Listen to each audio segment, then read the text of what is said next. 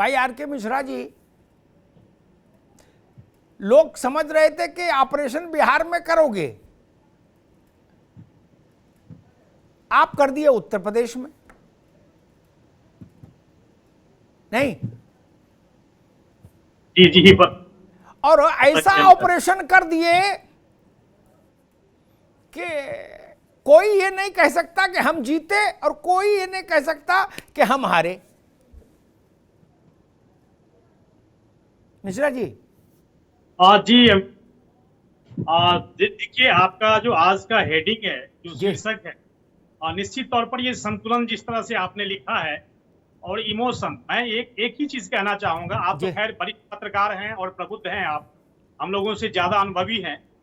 देखिए, होता क्या है राजनीति के अंदर में, तो जिस तरह से आज हमने बिहार के परिप्रेक्ष्य में देखा है और हमने बिहार के अंदर में जहां तक एक विकास की बात को लेकर के जैसे हम लोग आगे बढ़ रहे थे और नीतीश जी का साथ था और नीतीश जी को जो सम्मान देना चाहिए था वो हमने दिया उनको, लेकिन फिर भी अपनी अपनी महत्वाकांक्षा होती है और महत्वाकांक्षा से ऊपर होकर के अति महत्वाकांक्षी हो गए।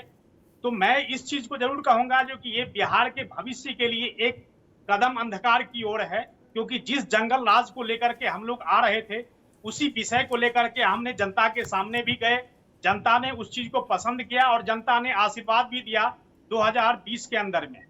लेकिन उसके बाद का जो ये घटनाक्रम है निश्चित तौर पर यह चिंतनीय है। जिस पार्टी को छोड़ करके 2017 में मिश्रा जी, एक मिनट मिश्रा जी, वो विषय ठीक है, मैं पूछना सही अभी ये समझना चाह रहा था कि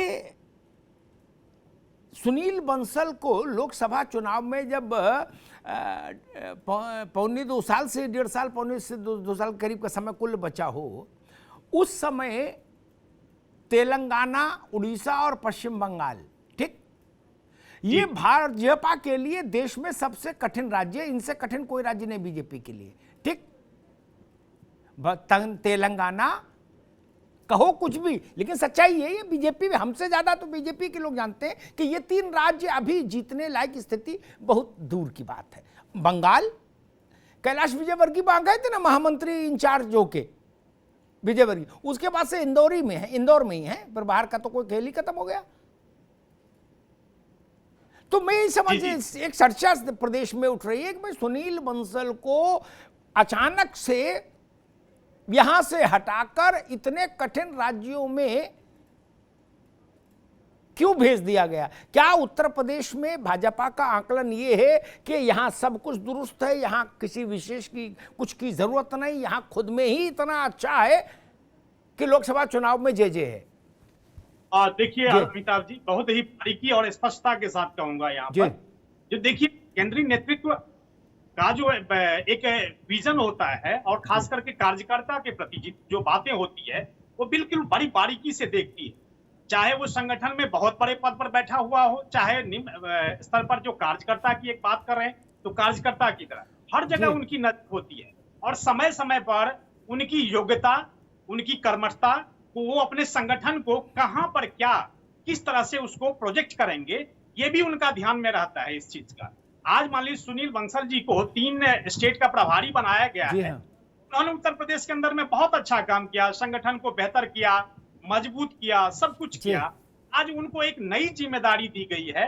इन खासकर जैसे आपने और हमने सबने देखा है, ये तेलंगाना या वेस्ट बंगाल या उड़ीसा की जहां बात करें, निश्चित तौर पर यहाँ पर अभी भाजपा का जो एक और संगठन होना चाहिए, जिस तरह से जैसे और जगह और प्रदेशों में और क्षेत्रों में है, वो चीज यहाँ पर नहीं नजर आ रही है। तो निश्चित तौर पर जो योग्यता और कर्मठता की अगर बात कर लें तो बंसल साहब को ये प्रभार दे करके केंद्रीय नेतृत्व ने यह किया है जो कि हाँ इस को भी देखा जाए। और यहाँ पर उन्होंने किसी और को, झारखंड के जैसे संगठन महामंत्री थे वहां पर, यहाँ पर इन्होंने उनको, उत्तर प्रदेश से निश्चिंत हम नहीं है। उत्तर प्रदेश के लगा ऐसा, ठीक, इसीलिए मैं, ठीक है मिश्रा जी, आएंगे आपके पास दोबारा में। दरअसल जब दूसरी बार सरकार बनी भारतीय जनता पार्टी की, भाजपा के लोग मेरी इस बात से सहमत होंगे कि भाजपा के इतिहास में उत्तर प्रदेश में जितने भी संगठन महामंत्री रहे उनमें सबसे ज्यादा डोमिनेटिंग सुनील बंसल रहे। इतना डोमिनेटिंग कोई संगठन महामंत्री रहा ही नहीं उत्तर प्रदेश में भाजपा में। तो दूसरी बार जब सरकार आई तो ये सुगबुगाहट लखनऊ से दिल्ली तक थी कि अब नए संगठन मंत्री के लिए की जरूरत उत्तर प्रदेश में पड़ेगी। सत्ता के शक्ति के दो केंद्र नहीं रह सकते ना, कतई। ये है, जहां मान लीजिए, इसको ना मानने की कौन सी बात है। दो जगह दरबार नहीं लग सकता ना, यही मूल प्रश्न बात है मिश्रा जी, इसलिए जाना ही था। अब जिन धर्मपाल को लाया गया है, धर्मपाल फिट बैठेंगे, लो प्रोफाइल है, उत्तर प्रदेश के रहने वाले हैं, बिजनौर के, नगीना के, ठीक है, कार्यकर्ता के भाव से काम करेंगे। एक मंदिर में दो मूर्तियां थोड़ी न रहेंगी। नावेद शिको भी हमारे साथ जुड़ गए, उनका भी बहुत स्वागत है। जरा नावेद शिको के पास चलते, फिर डॉक्टर आलोक पांक के पास आएंगे, फिर जरा समझेंगे प्रधानमंत्री के उम्मीदवार पर चर्चा करने के लिए केवी त्रिपाठी और मीसम जैदी के पास चलेंगे। नावेद शिको, हंगामा बिहार में था, ऑपरेशन यूपी में हो गया भाजपा में, और इतना बड़ा ऑपरेशन हो गया, मेरे ख्याल से भाजपा के सांगठनिक पक्ष में सुनील बंसल से ज्यादा महत्वपूर्ण नाम तो कोई था ही नहीं। जी बिल्कुल जी जी। देखिए, मुझे तो दो तरह की चर्चाएं हो रही हैं। कई लोग तो उनको बधाई दे रहे हैं, उनकी प्रमोशन की बात कर रहे हैं, और प्रमोशन मान के भी चलना चाहिए, लेकिन कई लोग कह रहे हैं कुछ ये एक ऑपरेशन है, कहीं ना कहीं कुछ नकारात्मकता से जोड़ रहे हैं। लेकिन उसको अगर बिल्कुल पारदर्शी तरीके से देखा जाए तो इस बात में कोई शक नहीं है कि उत्तर प्रदेश में भारतीय जनता पार्टी की जो इतनी सेहतमंद भाजपा की अपनी ताकत यूपी में बढ़ी है, इतनी तो कभी भी अतीत में इतनी ताकतवर उत्तर प्रदेश में भाजपा कभी नहीं थी, और इसका इनाम सुनील बंसल जी को मिलना चाहिए, मुझे लगता है मिल रहा है। देखिए, होता क्या है कि सुनील बंसल एक लंबे टाइम तक यहाँ पर रहे, उन्होंने उत्तर प्रदेश को आगे बढ़ा, उत्तर प्रदेश में भाजपा को आगे बढ़ाने के जो बिल्कुल साइलेंट प्रयास किए, बिना हल्ला मचाए, बिना मीडिया में आए, बिना बयानबाजी किए, बिना ट्वीट किए, जो काम किया वो उनका काम बोला और सामने आया, और भाजपा को बड़ा फायदा लोकसभा चुनावों में भी और विधानसभा चुनावों में भी लगातार फायदा होता रहा। अब देखिए, उत्तर प्रदेश से इनका चला जाने का मतलब मैं बड़ा सकारात्मक देख रहा हूं, और मैं ये मान के चल रहा हूं कि सुनील बंसल वो शख्स है, एक बड़ा डॉक्टर है जो गंभीर पेशेंट देखता है। जो बहुत बड़ा डॉक्टर होता है वो मामूली पेशेंट नहीं देखता है, वो एक बड़े सर्जन है, वो मामूली फिजिशियन नहीं है। उत्तर प्रदेश जब बड़ी चुनौती थी भाजपा के लिए, बहुत बड़ी चुनौती थी, क्षेत्रीय दलों का यहाँ वर्चस्व था, जाति का बहुत बड़ा पहाड़ खड़ा था, सुनील बंसल ने उस वितक को तोड़ा और भाजपा को आगे बढ़ाया। तो भैया, अब तो भाजपा के लिए उत्तर प्रदेश बहुत आसान हो गया है। अब यहाँ बड़े डॉक्टर की जरूरत नहीं, अब बड़े डॉक्टर को वहां भेजा जा रहा है जहाँ उसकी जरूरत है। जी नावेद भाई, इसमें बिल्कुल आपकी बात दुरुस्त है। मैं आलोक पांडे के पास चलूं, उससे पहले दो बातें कहूंगा। रिकॉर्ड दुरुस्त होना चाहिए, तराजू का कांटा ठीक बीच में होना चाहिए। जब सुनील बंसल उत्तर प्रदेश भेजे गए महामंत्री संगठन बना के, जी, उस वक्त उत्तर प्रदेश में दो बड़े चेहरे आए। उत्तर प्रदेश के प्रभारी महामंत्री, राष्ट्रीय महामंत्री और प्रभारी उत्तर प्रदेश अमित शाह हुए, ठीक। और जब अमित शाह उत्तर प्रदेश में बैठे आकर, तो वही प्रैक्टिकली, लिखत पढ़त में तो वो महाराष्ट्रीय महामंत्री प्रभारी यूपी थे, लेकिन प्रैक्टिकली वही अध्यक्ष थे यूपी के, वही संगठन महामंत्री थे, वही सब प्रभारी थे, वही सब थे। बूथ लेवल तक से डायरेक्ट इंटरेक्शन था अमित शाह का। मेरी बात गलत हो तो टोकिएगा नावेद को, ठीक। अमित शाह ही सब तय कर रहे थे, वही कल्याण सिंह जी के यहाँ जाते थे, वही राजनाथ सिंह को बुलाते थे, वही सारा सब वही कर रहे थे, ठीक। बाकी सब लोग उनकी छाया में आगे बढ़ रहे थे, इसमें गलत तो नहीं का? बिल्कुल। दूसरा, खुद नरेंद्र मोदी ने उत्तर प्रदेश में चुनाव लड़ने का फैसला किया था, मोमेंटम वहां से आया मित्र, बिल्कुल, ठीक ना। इसलिए हमको यह भी ध्यान रखना चाहिए कि जब हम श्रेय का बंटवारा करें तो क्या यह संभव है कि नरेंद्र मोदी और अमित शाह नहीं आए होते उत्तर प्रदेश में 14 में? जी। तो क्या ऐसा चमत्कार हो सकता था? नहीं, बिल्कुल नहीं, बिल्कुल नहीं। वो बहुत अगर यही लालजी टंडन, ओम प्रकाश, राजनाथ सिंह, यही कल्याण सिंह, यही लोग रहते तो ऐसा चमत्कार हो जाता क्या? मान लीजिए सुनील बंसल आ भी जाते तो भी? बिल्कुल नहीं। इसलिए ये चीज ध्यान रखनी चाहिए। हाँ,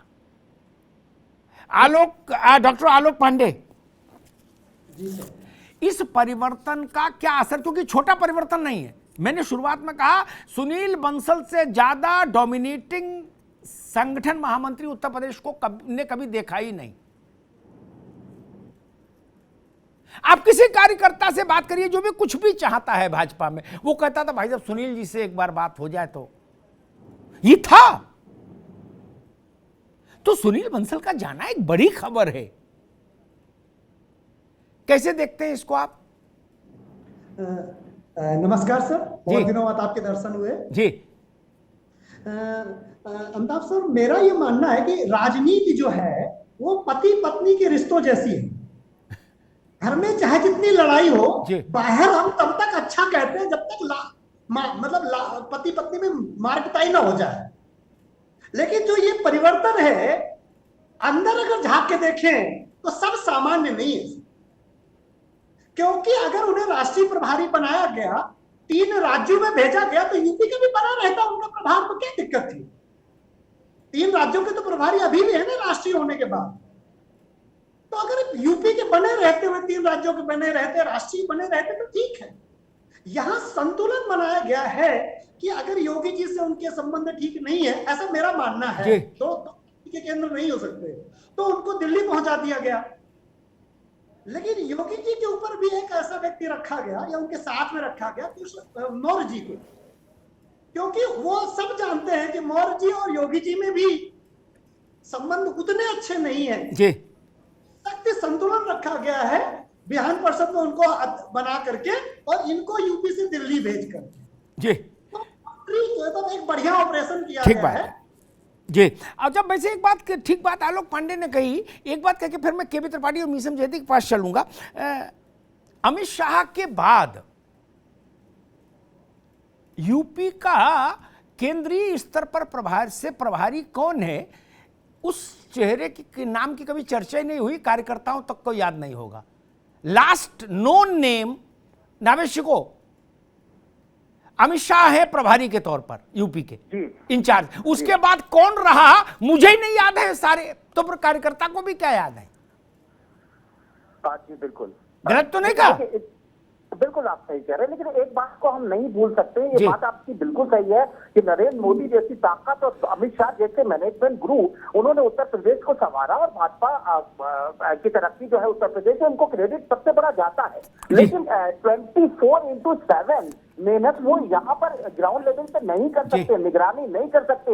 एक छुपी हुई ताकत सुनील बंसल को माना गया, जो कभी भी पर्दे के पीछे रह के काम करने का जो सलीका और तरीका है, उससे संगठनों को सीखना चाहिए। इस बात में कोई शक नहीं है। सुनील बंसल ने जिस तरीके से ग्राउंड पे काम किया, एक एक बूथ पे काम किया, एक एक कार्यकर्ता से वो संपर्क में रहे, एक एक उनको पोजीशन, एक एक सकारात्मक नकारात्मक उनको रिपोर्ट मिलती रही, एक एक साइलेंट तरीके से काम किया। और ये अमित शाह जी और ये मोदी जी वो काम ग्राउंड पे नहीं कर सकते थे, ये 24 घंटे काम कर रहे थे।